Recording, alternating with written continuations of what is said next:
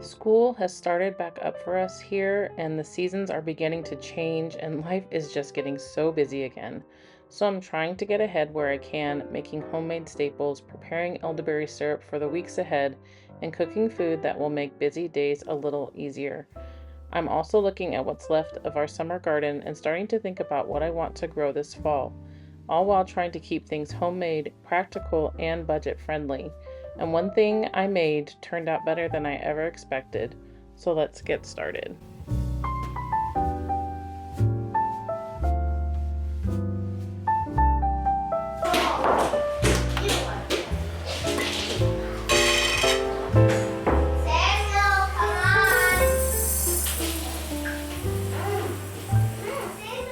So, our homeschooling has started again earlier this month of August, and things have just been skyrocketing out of control. And I really wanted to take this Friday to kind of slow down and make some fun treats for the children because Fridays we try to do our movie nights. And what goes better with movie nights than pizza? So I am going to be milling some wheat berries and kind of testing out two different recipes in different ways.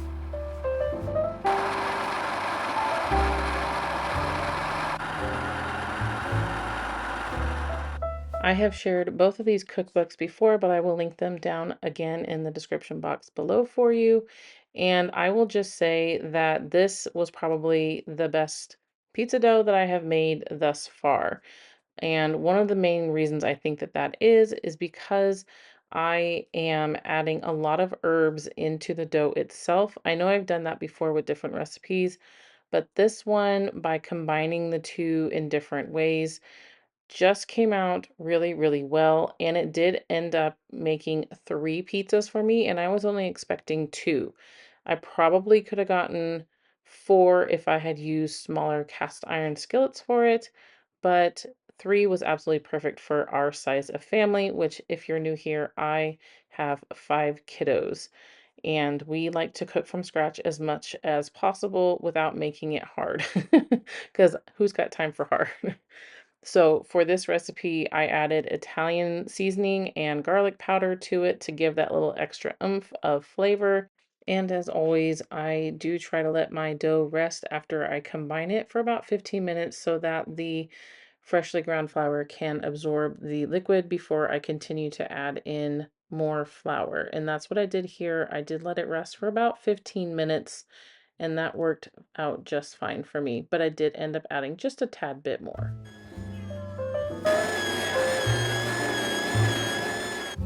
I probably still could have added even more flour to this because this dough was still quite sticky, but it did turn out well. As you can see, I'm just using the oil to grease my hand, and I'm just going to put it straight into the bowl. I'm not even going to knead it anymore. I am just really weird about textures, and I hate sticky dough. So when there's a recipe that says sticky dough, I generally steer away from it. And I know that's weird, especially for someone like me who cooks from scratch at every possible moment.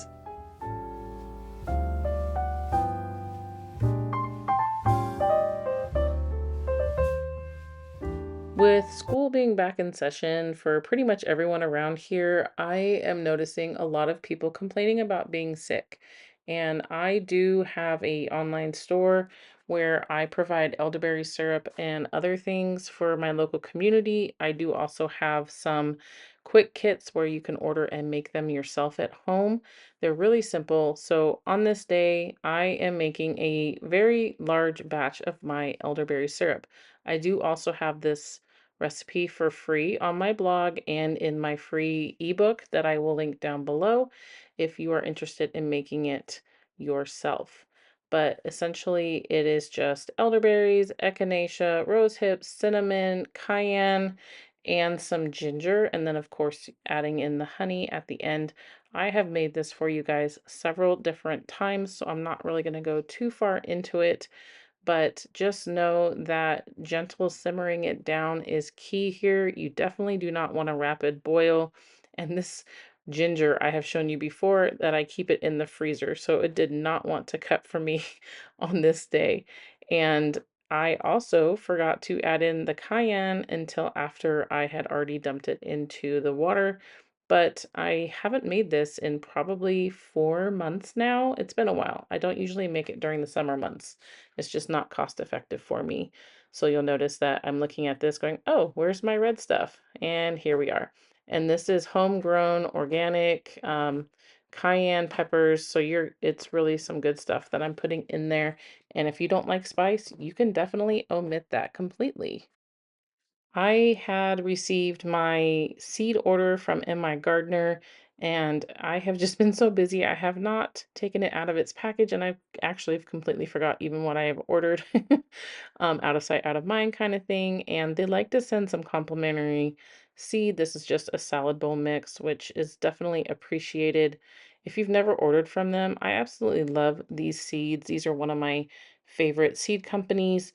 And this is majority of what I'm about to start for the fall garden. Things that do not like the heat, but can also tolerate some chill. Where I am in zone 9, it used to be B, but I think they knocked me down to 9A now, which I think is incorrect still. We rarely ever have any freezes. I think we had one last year. However, with the seasons changing, I'm just going to take precautions and plant what I know is fall ready and probably could overwinter if we don't have any freezes this year. So things like this cucumber, I'm going to plant to see how much I can get from it before the season does change. My first frost is generally not predicted until December. So while it may grow slowly, it should still produce some fruit. And I do need to get the carrots and things into the ground so that they can get started before the weather really does cool off and things start to slow down in growing, of course. Shorter days, that kind of thing is going to hinder the garden. But at the same time, the pest pressure will go down. And I cannot wait for that because the Japanese beetles have just destroyed my garden. And I am definitely waiting for those little guys to leave. My rhubarb, if you've seen my Azure orders, I had it. It had finally established. And then my lovely puppy decided that she wanted to go into my garden bed. And of course, it was the one with the rhubarb. And that plant is no longer with us. There is some large holes in 3 of my beds. This puppy is a true puppy.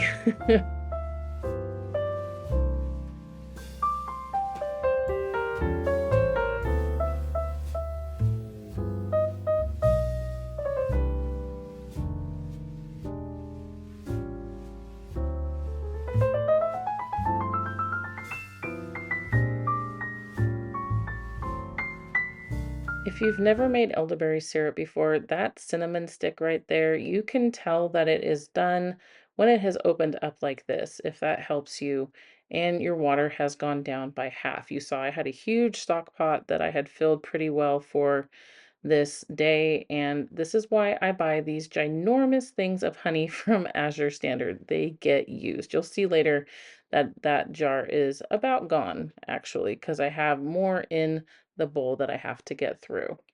One of my children does not like pizza, and since I am trying not to eat carbs like that, I am going to go ahead and try cooking a chicken or roasting a chicken in the oven in this little roaster, a little different than I've ever done before. And I'm just laying some celery down on the bottom of it to help prop it up so that it cooks a little bit more evenly. And this garlic bulb is from my garden, and for some reason, it did not grow properly. It's one ginormous clove. It tasted fine. It was absolutely delicious after it baked in the oven. But yeah, I don't know. What did I do? Let me know in the comments if you've had that happen and you know why it did.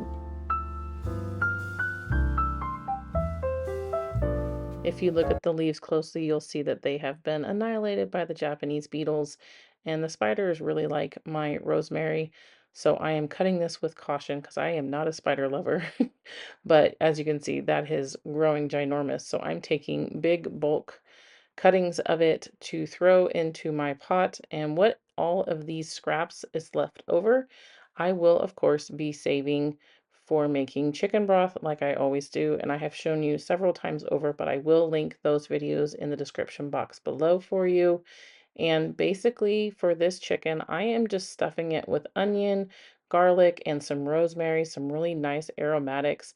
If I had had any citrus or anything, I would have definitely added it to it. But since learning how citrus is treated, especially in my state, I really am not buying it right now. I can't get it from Azure for whatever reason. California just doesn't let citrus be imported here. So fun times. So for the seasonings, I'm adding paprika. That was some poultry seasoning, and then, of course, some garlic powder on top of it, along with salt and pepper to taste. And then I do squeeze some oil over it. And just so you know, don't try and actually rub it in after this, it just clumps up on your fingers. And then I'm just adding some more sprigs of rosemary to the sides of this. And this was so good. I cooked it for probably about 2 hours. The first hour, I had it at 375 with the lid on. And then when I took the lid off, I started to put the juices back on it. And I cooked it for about another hour or so without the lid. And it took a very long time. With spatchcocking chicken, which I'm usually doing, it takes about 45 minutes at best. So this was definitely a learning curve for me. And while that chicken is cooking, I am starting some homemade graham crackers. I have shown you a recipe before that I tried, and this one is just a little different. It's not the sourdough one that I tried before, but it does require some chill time. So I'm trying to get the dough started and then put into the fridge. One thing about this recipe, my children immediately said, "Oh my gosh, there's so much cinnamon," which they liked. But if you are not somebody who likes a lot of cinnamon, definitely half what I just did. And I will link this recipe in the description box below. I did use half fresh milled flour and half all purpose. And I will say, I really think I should have added a lot more flour to this recipe, and also not the tablespoon of water that it said to add, which at the end of it, I realized it said optional. I never should have added that because it was a very, very sticky, difficult dough to work with.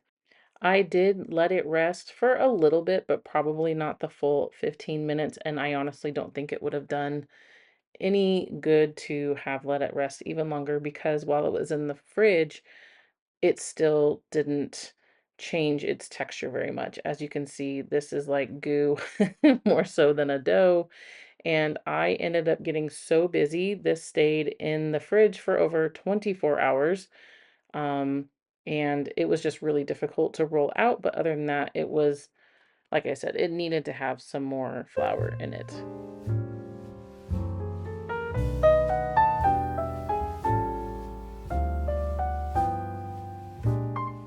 While I was cooking this chicken, my children kept asking me over and over again what that delicious smell was. So if you are scared to pull the trigger on roasting an entire chicken yourself, this is your cue. Give it a go. And then you can also save the bones and all those veggie scraps for some bone broth, which I will show you what the pan looks like after the chicken. And you can also just do it right there in the pan that same day. I am just going ahead and get the cheese shredded for these pizzas.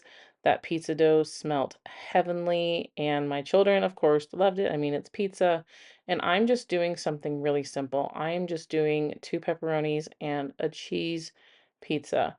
Nothing special for my kids. They have a very um, boring palate at this stage right now. I'm not sure why. And my husband is not picky, so he doesn't want me to go out of my way if I'm not going to be enjoying it as well.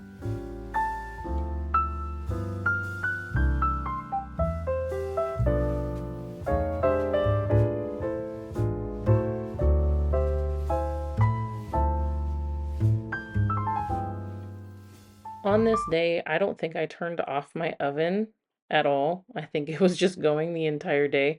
So while the chicken is cooking, I was trying to warm up these skillets in there at 375 with it. And when I took out the chicken after this, I did raise the temperature to 450 and I put the other cast iron in there to get warm because when you're doing pizza crusts, you really want them to be as warm as possible so that they can crisp up nicely. But the nice thing about using cast iron skillets for this is that if the bottom doesn't crisp up enough, you can put them on top of your stove and turn the burner on and crisp them up to your liking. So it's really simple.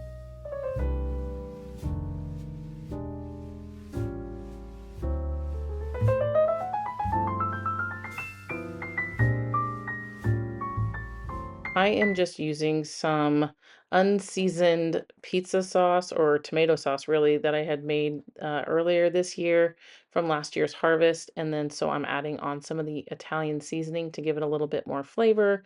And then, like I said, just some pepperoni on these ones and some cheese on top. Really, really simple, easy, inexpensive meal. Because when you consider how expensive delivery pizzas, or even if you go and pick it up yourself, it's what, 25 plus for a large pizza these days, and that's like if it's just a cheese pizza.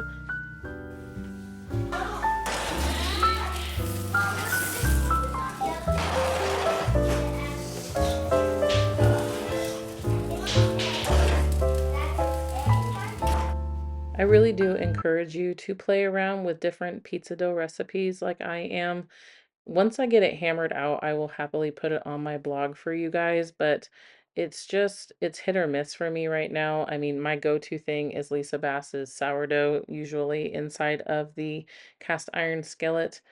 And this chicken, let me tell you, this was the juiciest, most delicious chicken I have ever made in my life. I will probably continue to make chicken like this unless I'm super strapped for time because the juices were just astronomical. I mean, look at that.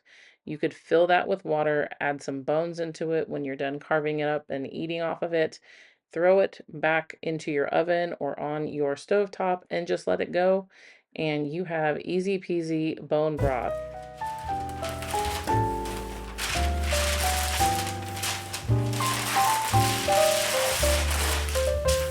So this is the next day, and I finally got a chance to take the graham cracker dough out of the refrigerator, and to me, it looked more like taffy. And it did definitely take some patience rolling this taffy out. And it did stick to the parchment paper quite a bit.